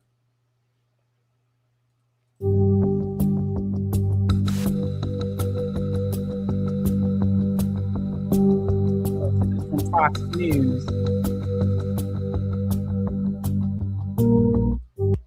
And so that's just a quick video of him, turning himself in. Again, this is all never before released surveillance video of him doing this. So prosecutors played the footage during his preliminary hearing, showing him arriving at the sheriff's office after the fatal shooting. Yeah, I'm glad that a lot of this was not released up until now. I am glad about that. I'm glad that it was kept under wraps, if you will. Number two, I actually don't think that these the information that came out so far this week, I don't think is going to quell any of the, I'll call them hardcore conspiracy theorists or conspiracy. I don't think they're going to quell them. Now, I will say this: on the other side, some of the information that came out may still lend for some reasonable questions. We will probably get that in the trial, as we should, right? But the hardcore conspiracy theorists, I don't think this is going to quell them at all. So again, I'm one of the things there was a report that Tyler Robinson, I think it was Megyn Kelly, that the report that Tyler Robinson was laughing at one time, I think earlier this week, as the preliminary trial began. He was laughing, whatever, I don't know for what reason. But it's coming across, the more I see Tyler Robinson, I do think that he's on the spectrum in a way. Having said that, I'm not saying that should be an excuse for what he did, by no means at all. I still can't even grasp having Charlie Kirk and assassinated in the same sentence. It still doesn't even hit home for me. But I do think that he has some kind of aloofness about him, some kind of emotional detachment that to me speaks that he might be on the spectrum. But I think he's on the spectrum enough that he's functional to know what he did. Of course, but this is where all these trans, he was in that trans lifestyle. They're weirdos. All right. Here's another video. Utah SBI agent Brian Davis testified that Tyler voluntarily arrived at the Washington County Sheriff's Office around 9 p.m. on September 11th with his parents and a family friend before identifying himself by name. All right. Take a look here. The reason you went down there was you had been told that an individual wanted to turn themselves in. That's correct. Did you observe that individual? I did. And where was that person at the time? So when we arrived, we went into the room that we were in. It was one of their office, the cubicles there. On the wall, there was a television monitor where I viewed an individual on that screen that was sitting in one of the soft interview rooms. That room was equipped with audio video recording device, and so I observed him on that screen at that time. Were you aware, or did you become aware what time that individual arrived at Washington County Sheriff's Office? I was told he arrived there about 9 p.m. that evening. And was he with anybody else? He had been, he'd come there with his parents and a family friend. Did you speak with this individual that we've been talking about? Yes, I did. Did you get his name? Yes, we obtained his name and date of birth. What was his name?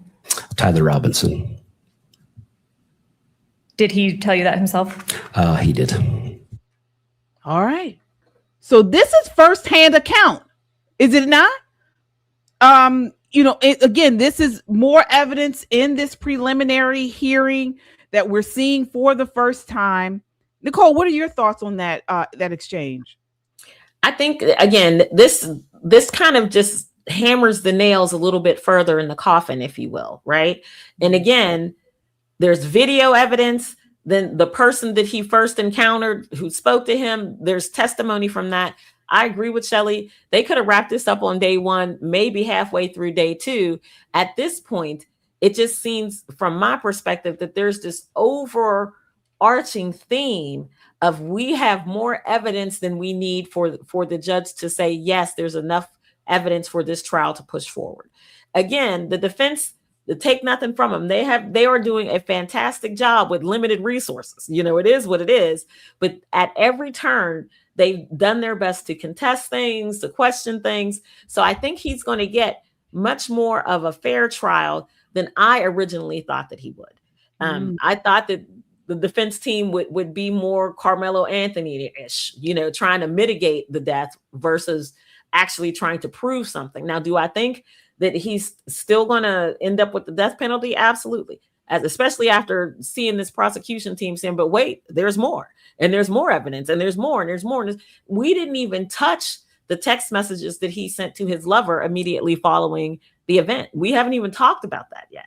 You talk about an excited utterance. There's a reason why they wanted to bring in not the lover per se, but what he said to the police, his interview with the police. They want to have that information and not the man, just his words, to be a part of the evidence for this trial. It's going to be crazy to see this. But again, this is how our system is supposed to happen. He's supposed to get a vigorous defense. The prosecution is supposed to lay out all of the evidence.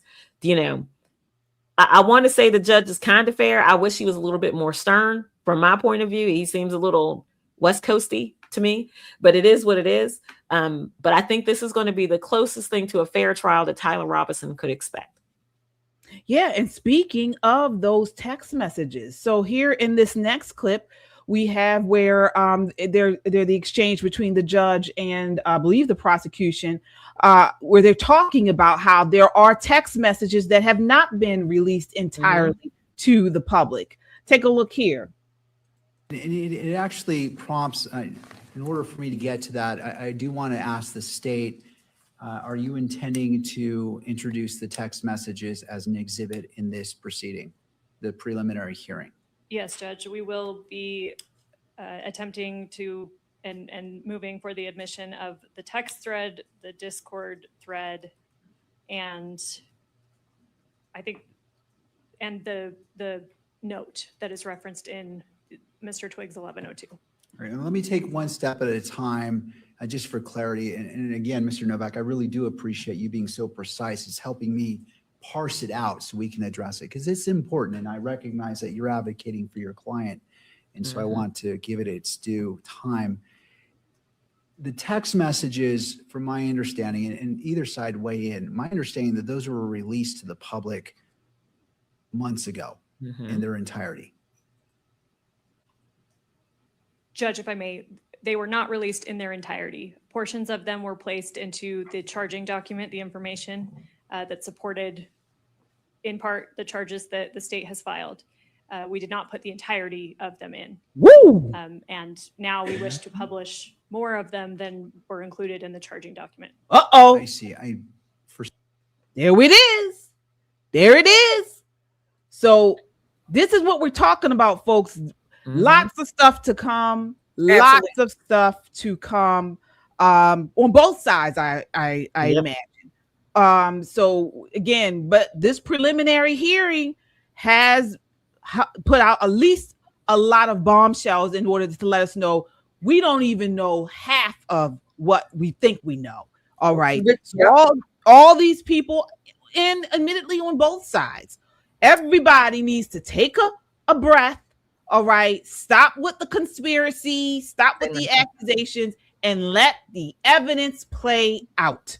Okay? Which is what I said from the beginning. This is why I said from the beginning. That's what you said. I said things need to just play out. People can ask their questions, but let things play out. I that's what I wanted. I'm again from the beginning. This event, and that's putting it mildly. This assassination was not just a travesty to Charlie Kirk and his family. Absolutely was. I'm not minimizing that. But this was a psychological, emotional, I don't know what you want to call it, a hit to our soul, to our system as a country, right? Mm-hmm. Even if you did not like Charlie Kirk, agree with him or whatever, to actually see that the only assassination most of us at this time in history have seen, some of our ancestors may still be living that remember MLK and JFK, maybe, but many of them did not see it. Okay, they saw the replay on TV or something like that, or they got the full effect of it from a documentary or something. Mm-hmm. We actually saw it in real time, not just here in this country, the world over. Mm-hmm. That was to say it was heart-wrenching is put as an understatement. It was a psychological warp, if you will, on our mental, emotional, and psychological state as a country. Of course. And even in this preliminary hearing, they showed a excerpt of the judge, and he was watching the shooting, and he flinched. He jumped. It's that nerving. And I'm sure he saw probably a fully HD 4K. He probably saw it like that. Yeah. So, and they say that video that made him flinch, we haven't seen yet.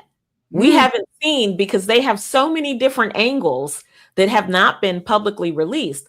So, again, if we set the tragedy aside and we look at this purely from how our system actually is supposed to work, I think this case, because of all of the players, because of the evidence and the veracity of the defense, this is really going to be a textbook example for Americans on how our legal system is designed to work. Well, just because we love Charlie and, from our perspective, the preponderance of the evidence, somebody should have been put a bullet in this kid's head. He's guilty, dead to rights. But then there are the other people who are saying he hasn't had his day in court. We haven't challenged any of this evidence. We haven't called one witness yet. We don't know what was in his mind. You haven't seen all the evidence. I can poke holes in this, and this. And all it takes is one juror. It just takes one juror to set this thing in a whole different direction. So from a case study point of view, this is going to be epic. This is going to be bigger than OJ. It's going to be bigger than Carmelo. This is going to be epic. And I'm glad to see, and again, I'll keep saying this, I'm glad to see that his defense team is trying their best to put up a defense. There's nothing sadder to see somebody on trial for their life and their defense counsel is playing Heyday on their cell phone. You know what I mean? I mean, it's just ridiculous. I'm so glad to see this playing out this way. Mm-hmm. Absolutely. And finally, another thing that dropped today that was a bombshell is the DNA samples. So there is we have a video here showing they're stating they have DNA samples matching 95% to Tyler Robinson and 5% to Lance Twiggs. All right, take a look at this here. Let me see here. All right, here we are. Exhibits 7 and 8, that they both had mixtures. Excuse me. Yes, items 7 and 8. In your testing of these items, that they both had mixtures. And you stated, I want to make sure I understood this. You stated, I believe, that the minor contributor was less than 20%. And that it was actually 5%. The ratio is 5% to 95%. For one of the samples, yes. Do you remember that? Yes. Does that mean the 5% was from twigs and the 95%, that 95% is assumed from the the Robinson? When I calculated the statistic, Twiggs's DNA profile aligned with the 5% contributor, and Mr. Robinson's DNA profile aligned better with the 95% contributor. Okay. Same question with regard to 8. I think you said the ratio is 11% from the minor and 89% from the major. Is that Twiggs being the 11% and Robinson being the 89%? Yes, Twiggs better aligned with that 11% contributor, and Mr. Robinson better aligned with that 79% contributor. All right.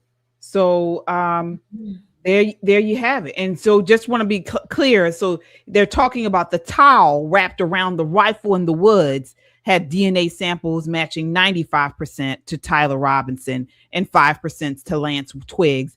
And the screwdriver was item 8. That had DNA samples they're alleging matching 89% to Robinson and 11% to Twiggs. Twiggs is his furry trans boyfriend. So, I mean, more and more stuff is coming out. Ladies, final thoughts on this. Nicole. I'm ready for it to get started. That's what I was going to say. That's exactly what I was going to say. I mean, again, the DNA, I don't see why this was relevant to the preliminary. That's what I think they're gone too far for this. I think we're ready to give us a trial date and let's get it started. So that's all. I mean, yeah. Yeah, I agree.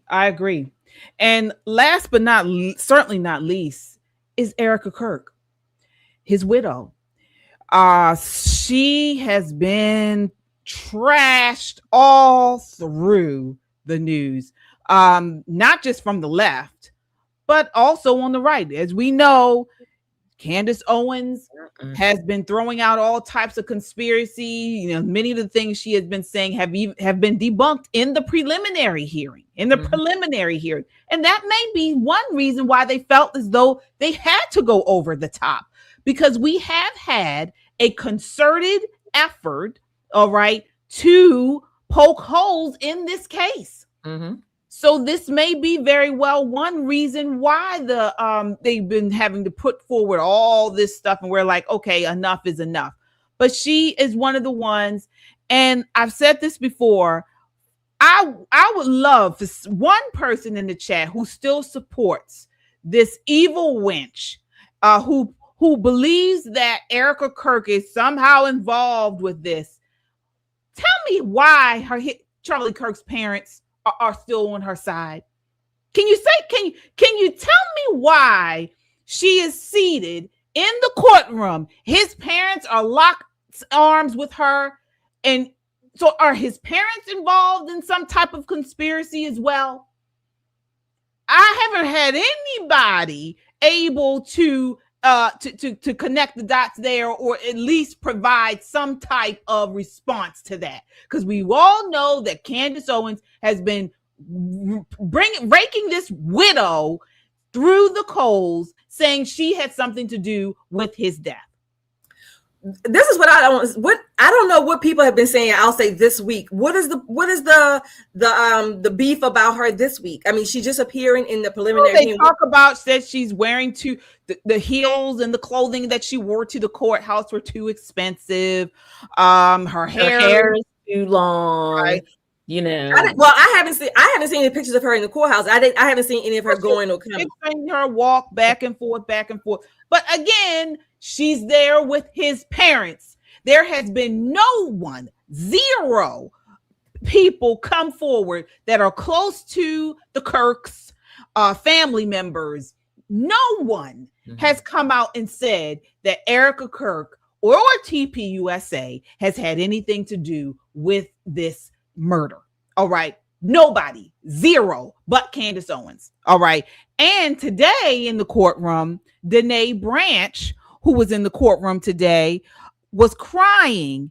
And apparently Erica Kirk tapped her on the shoulder and gave her some tissue. And this has gone viral as well. And so she's out speaking about this. So I want to just share this very quickly. before we go. This is Danae Branch. She was in the preliminary hearing courthouse today, and she's explaining what happened. To the hearing today, the preliminary evidential hearing for the Tyler Robinson versus the state. So I went thinking I was going to support Erica. And at one point I turn around and I see her just holding on to her sweet mother-in-law.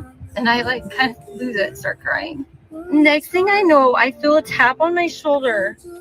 And I turn back and Erica is handing me one of her tissues.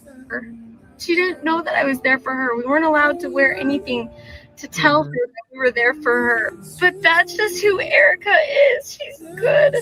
I took the tissue and I looked back at her and I said, oh, Erica, I hope she feels my prayers for her. I just went to the hearing. Yeah. Thank you, Miss Branch, for that. This is humanity. There is humanity left in the world. But I am sure that it feels like that this isn't something that is far in between, because the amount of visceral and just nastiness that has been hurled against this widow is unlike anything I've ever seen. Ladies, you please correct me. I mean, can you provide an example of anyone that, like a celebrity, a famous person that has faced this amount of ridicule being the loved one of someone who was murdered? I'm really trying to figure that out. I can't think of anybody. Give us a Friday, maybe we'll think about it. But right, because when you think Jackie O when JFK was shot, right?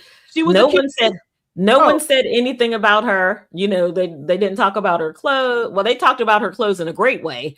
You know, during the funeral, how she walked behind the coffin. You know, they did not make the way that she grieved her husband public fodder. But we are in a different part of, you know, society now. Like, the world is very small now.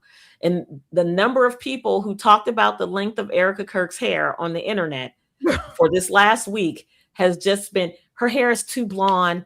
It's too celebratory. There we go with the hair. There we go with the hair again. There we go with the her hair dress again. is too tight. I mean, this woman's got a dress that comes down to her calves in Utah in the summertime. You know what I mean? Her shoes are too high. Why does she have on stilettos? Why does she have security? Well, because you shot her damn husband in the neck. Why do you think she has security? Let's not be all the way dumb. Let's put a little bit of bright light somewhere in this dark moment. Love Charlie, hate Charlie. Love Erica, hate Erica. When you look at the human condition, she's a young woman with two very small children whose husband is dead. And if you can't find it in your heart to give her some grace because she hasn't gone to get her hair trimmed, I don't know what to tell you. You're a horrible human being. Let's start there. You're a horrible, horrible person. If she came in all black with a long veil, they'd be saying, oh, she's doing too much. You know, she's laughing under there. She's probably talking to her boyfriend on her glasses. I mean, all of this crazy shit. Yeah. Give people a chance to be human. Put yourself in their shoes for once. Yeah. The only person or people I could think of now, unfortunately, all three of them are dead from the same incident. Was that after JFK Jr. and his wife and her sister, when the helicopter crashed? Okay, after that, there was some chatter for a little while, kind of indirectly blaming Carolyn a little bit, and basically, saying that she wasn't fit to be his wife, things like that. But unfortunately, all three of them died. But that's the only thing I can think of to come close to, but anything like it, right? I can't think of it. So when you think about the attempted assassination on Ronald Reagan, right? People rallied around Nancy, even Democrats rallied around Nancy. It was really. Although Charlie was not a publicly elected official, I don't think that Americans who are not political understand the gravity of who he was in not only the conservative movement, but in the Christian movement. So there are certain subcultures where Charlie was larger than life. And, people say, oh, it was overkill, the big public funeral and all of that. Was not. You know, this man touched so many, engaged so many, and to see his widow have to endure these slings and arrows, there's nothing that she can do right for either side. The only thing that she can do is just be who she is and just, you know, not listen to the people who think that she should have, you know, come in a black trash bag with a sophisticated bob and kitten heels.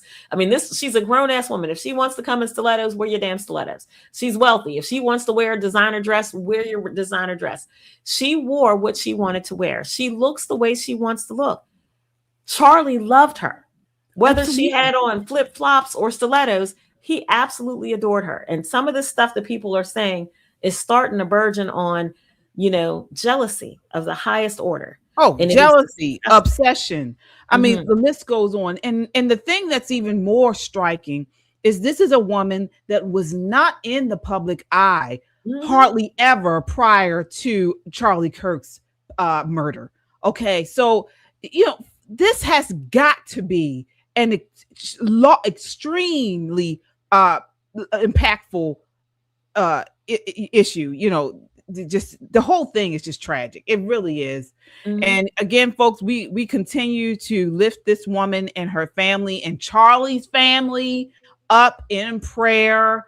You know, as you mentioned, the Kennedys didn't have a Candace Owens back then. Right. So the world was much bigger back then. Yeah. So. But we will continue to keep you all posted on this. We're going to continue talking about this case until the end. We're going to follow it closely. So if you want continuous updates, make sure to subscribe to Poppin' Politics. Subscribe right here. And so you know where to go about these updates, and share this video. Share this on your timeline, on your social media, and a DM, and subscribe. All right, so that does it for us tonight, folks. Wanted to end on a more positive note, again, because we're talking about Charlie Kirk. We're talking about the huge legacy that he left, and so we want to end with just this montage of Charlie and talking about why he did what he did, why he advocated for Christian conservatives, why he started TPUSA. Take a look, and we'll see you later, everybody. Until next time, count your blessings and live a life of purpose. Good night. I was in a car driving to